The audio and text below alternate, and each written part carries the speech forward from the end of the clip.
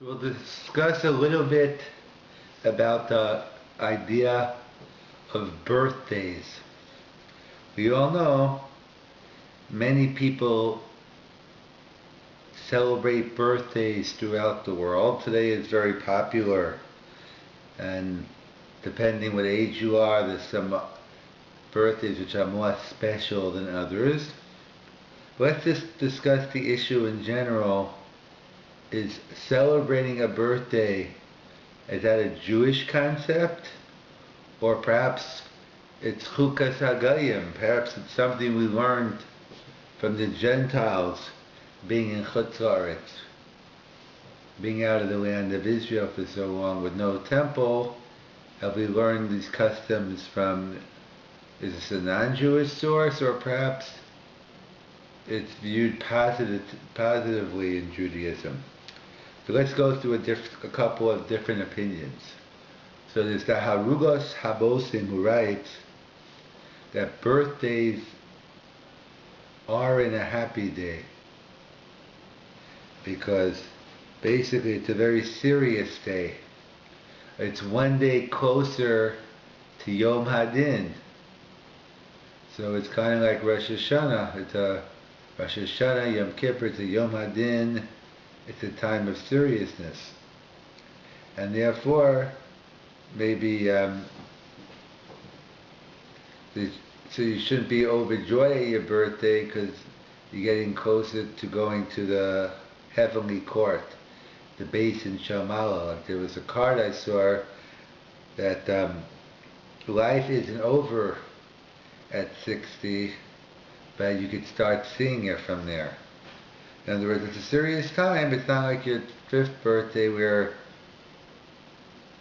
you're a little child. But so maybe so according to Rugas Abosim, maybe it's on a happy occasion, so it should be a time of contemplation and cheshbon nefesh, and see how you become a better person and try to improve on yourself. So that's the Arugas Abosim says it's not a happy day. The Minchas Eliezer writes, it's not a Jewish custom at all to celebrate a birthday. He says, in fact, we know it says in the Gemara, whatever it means exactly, but it says in the Gemara, Noach Ola Adam Shalom Nivra, was better not to be created. So if it was better not to be created, why am I celebrating a birthday? I better off. That implies it's better than it should be here. So whatever it means exactly, the Minchas Elazar does not go for celebrating birthdays. However, Tzadok HaKohen seems to take a different approach. He quotes the Gemara and Megillah on Daf Yud Gimel, that the whole story with Purim and Haman, where does the name Purim come from? From Pur, from drawing lots, the lottery, etc. So it was a whole big joke to Haman and to the anti-Semites. Let's kill the Jews. Oh yeah, Purim, let's make a lottery. And they picked Adar because it was the month that Moshe Rabbeinu died.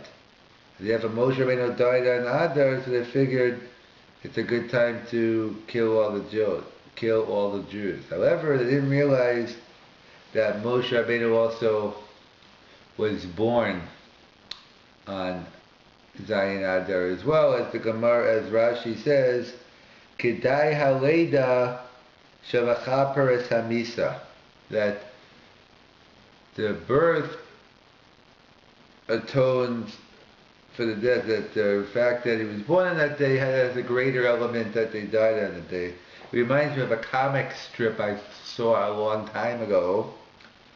It was someone who went to a witch doctor and wanted to find out what day they would die. So the witch doctor said, you're going to die on a Tuesday. So he told the witch doctor, I want you to eradicate all Tuesdays. I want you to take away Tuesdays, and therefore I'll live forever. the witch doctor took away Tuesday and the person disappeared. He was also born on a Tuesday. So in other words, so therefore you have to look at both sides. So Rashi writes, it's true that Moshe Rabbeinu died on Zayin Adar, but he was also born, and therefore the Kedai Haleda Shemachaper Es Hamisa. Because we have, and just like we have on the opposite spectrum, again, which is a discussion, but Yortzeit. There's a whole discussion whether Yortzeit is fast or feast. In the Shulchan Aruch, in the Litvaks, they assume you fast, it's Mazal Ra. There's something about it, it's a Yom HaMisa, of course it's mixed emotions, you learn so much from the person who passed away, but it's a Mazal Ra, the person died on that day. So therefore, it's a time of tefillah, it's a time of fasting. When the Hasidim, they say it's a time of feasting, that we actually, it's like a Rishon Bar Yochai, in terms of we celebrate the person's death, etc. But whatever the pshat is, that's for another time. But the point being, just like Yom HaLeida is a Mazel Tov, so too Yortzeit is a Mazel Ra. So Rav Tzadok says that birthday is a good Mazel. So therefore, if you're planning on starting Daf Yomi, when your birthday is a good time, if you're planning to have a Seder, Daf Yom, if you're planning to get a new Chavrusa, start learning, on your birthday is a good day. Or if you into the stock market, maybe picking stocks on your birthday maybe is a good mazel, etc. Or betting on a game, gambling, whatever the issue might be, of course when it's permitted, under the conditions that it's permitted. But either way, Rav Tzadok writes, not like the Arogas Abosem, not like the Minchas Eliezer. He seems to say it's a good thing. It is a Jewish custom that one should celebrate birth. It's a Mazel Tov. It's a good time. It's a good time, and it's a good omen. You should start things on that day. The Ben Yehoyada points out, in fact, that's the Pshat, the Gemara in Brachas, and Daf Chav Ches. The Gemara has an incident we're familiar with, if not from the Gemara, from the Haggadah Shel Pesach that we read every year. The famous story with Rabbi Eliezer ben Azariah, who was 18, and he became the Nasi, so didn't look right, and little 18-year-old is the Nasi, so overnight his beard turned gray, and he looked much older. So the Ben Yehoyada points out, the Gemara says, Ahu Yoma, on that day, he claims on that day was his birthday, and on your birthday, nisim happen, that you have a good mazel, and therefore you should try to start things on your birthday. So it's a good thing to celebrate birthdays, however, and in fact, the Ben Yehoyada writes, Kol Adam Yaseh Yom HaLeida Yom Tov Liatzmo. You should make it your own personal yontif. Like a Sheva Brachos, like a wedding, your birthday should be your own personal yontif, and you should be celebrating. And therefore, he said, he writes, the meaning in my house is to celebrate birthdays. He had birthdays in his house, and however he quotes, some have a custom, when you celebrate your birthday, well, you would think on the day of your birth. However, he says, no. Some have a meaning to celebrate on the Yom HaBris. And he writes, Yafa minhag miyod. This is a beautiful minhag, a beautiful custom to celebrate your birthday, have your birthday party on the day of the bris. Of course, it might take some effort telling your kids to wait 8 days for another gift. But however, he says, I don't know if it was I don't think it was his minhag, but he says there are those who had that minhag, and it's a beautiful minhag. So we'll have to understand that why celebrate a birthday on your bris milah on the day of your circumcision. So we'll come back to that very shortly. After we discuss the Chasam Sofer in the Torah Moshe, I think it's Parashat Vayera, when we spoke about the pasuk V'higamel es Yitzchak. And they're talking about over there the context about the bris of Yitzchak.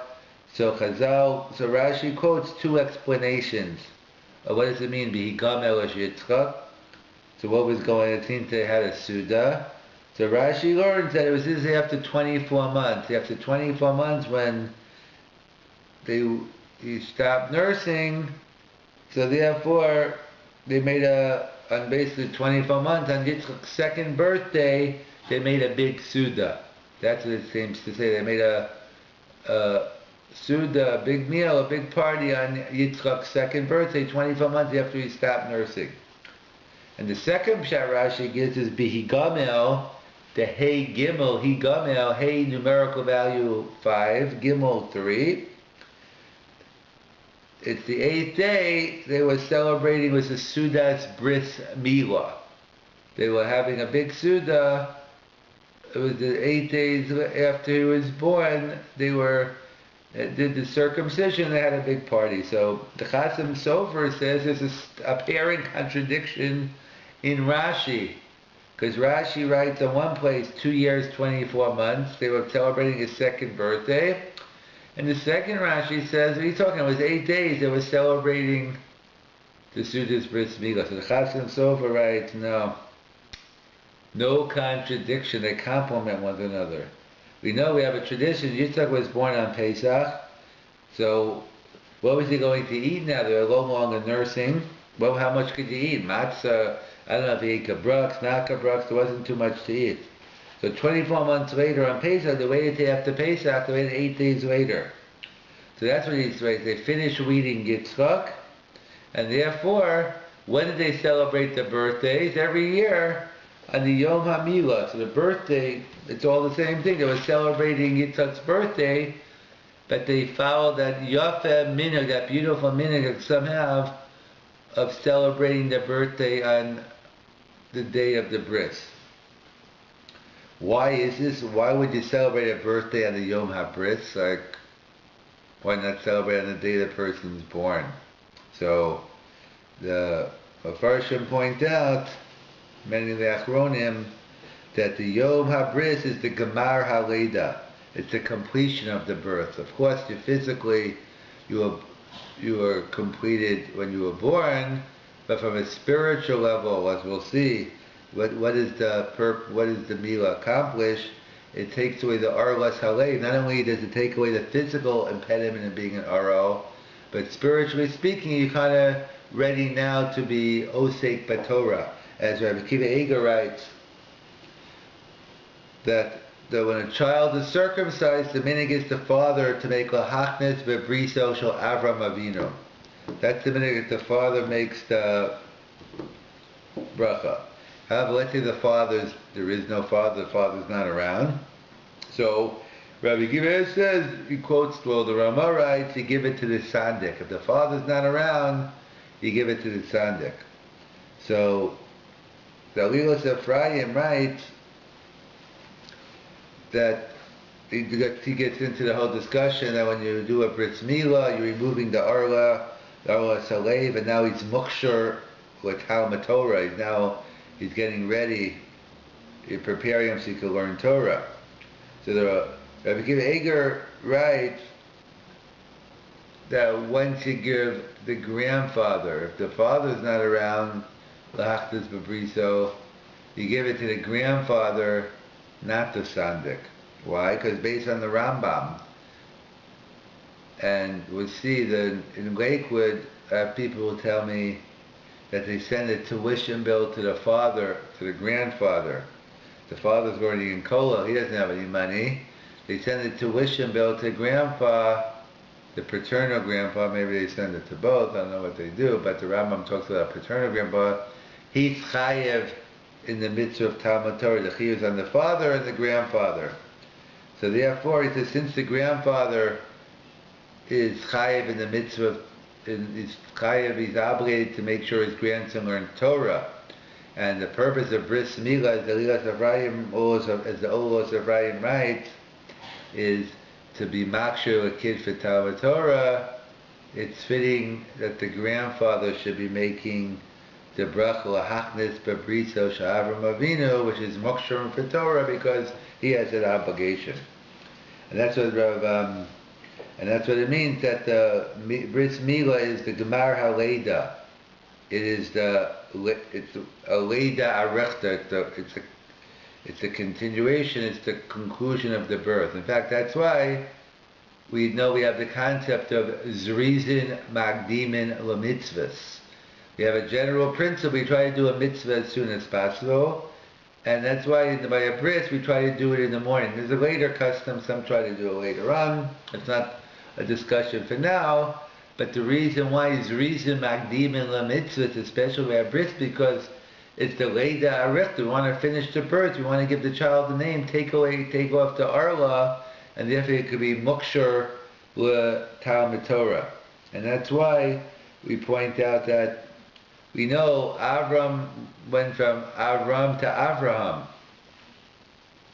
And once he was called Avraham, he no longer is called Avram. Yet we find by Yaakov and Yisrael that even after the name change, we still call them by the name, because by Yaakov and Yisrael, they were Yidden at the time. They already had the Bris Milah. So, but Avram, he didn't have, once he did the Bris Milah, it was Avram, so therefore, at the Bris he was called Avram. That was the Gemar HaLeida, and therefore that's what his name was. But Yaakov was Nolad B'Kedusha, was born already a Jew, so to speak, and therefore he kept the birth name as well. And then, as the Mefarshim say, Yaakov was, when we call him Yaakov, it is the father of the Shvatim, of the 12 tribes. When we call him Yisrael, he's working as part of the Klal, as the father of Klal Yisrael. And therefore we know, and also some point as well, that Yisachar as a girl as well, you don't wait to some discuss when you name the child, but also naming the child should be done as quickly as possible, because that's the Gemar HaLeida. That's what they point out, that naming your child, the name plays a major role, and therefore one has a little Ruach HaKodesh, and therefore the name is the essence of the individual, therefore you should do it as quick as possible. So we discussed the different schools of thought on what is the Jewish view on birthdays. So we have a mixed bag as usual. We have Darugas Haboseim, who says, no, I mean, maybe there is something to birthdays, but it's not a happy celebration overjoyed. It has to be like a Rosh Hashanah, Yom Kippur. There is an element of simcha, but it's a much more serious day. It has to be toned down. Do a cheshbon hanefesh. And the Minchas Elazar said, no, Noach Adam, it's better you weren't born, so therefore, how could you possibly, why is it a day of celebration? So it should be a time of sadness. On the other hand, you have Rav Tzadok HaKohen who writes that no, it's a happy day, Kedai Aleida Shemachaber Samisa, that was a mistake Hama made. He didn't realize that Moshe Rabbeinu was born in Adar. And therefore, it's like a yortzeit is a Mazel Ra, but on Yom HaLeida you should start Daf Yomi, you should start with a Chavrus, to start learning, start listening to a Shir. Whatever you're going to do, it's a good omen to start it on your birthday. And the Ben Yehoyada, right, that's the Pshat, Rabbi Eliezer ben Azariah, Hu Yoma, that was his birthday, that's why Nisim happened. And he quotes that he celebrated birthdays in his home, and he quotes about a Minhag Yafeh on the Yom HaBris, that you should celebrate the birthday. That's the Chasam Sofer. How do we reconcile the two Pshatim and Rashi, 24 months, or was it 8 days? And the answer was, it was 2 years later, after he was weaned, but we celebrated the birthday on the Yom HaMilah. That was the Minhag Yafeh. And that's the Pshat. Why do we celebrate a birthday on the Bris Milah? Because it's the continuation, it's the conclusion, it's the finishing off of the birth, that the physical birth happened, but the spiritual birth, Olas Ephraim writes, the Bris Milah is machshir the kid for Torah, and therefore Rabbi Kiva writes, even though the Ramah writes, you give it to the Sandik if there's no father, L'hachnas B'briso Shavrim Avinu. Since the purpose of the bris is to get you ready for Torah, and since, as the Rambam writes, it's the grandfather's obligation as well to make sure the child learns Torah, hence it's appropriate that the grandfather make the bracha, L'hachnas B'briso Shavrim Avinu, and that's why Abraham's name stayed because that was his name given at the Bris Milah, but Yaakov also was Noah B'Kedusha, therefore his name stays as well. And you try to name Rizim Akdim Mitzvahs, you try to do the bris as early as possible. Even for a girl, you should try to name the child as soon as possible because it's the Gemar Haleda. So, as always, different in Hagim. There are those perhaps who follow the minhag of Darukas Habosim and Minchas Eliezer and do not celebrate birthdays, and then you have Rav Tzadok and the Ben Yehoyada who say it's a Jewish custom and it's a good idea that one can celebrate birthdays. It's an issue, do you celebrate your birthday on the day you were born, or do you celebrate your birthday on the Yom HaMilah?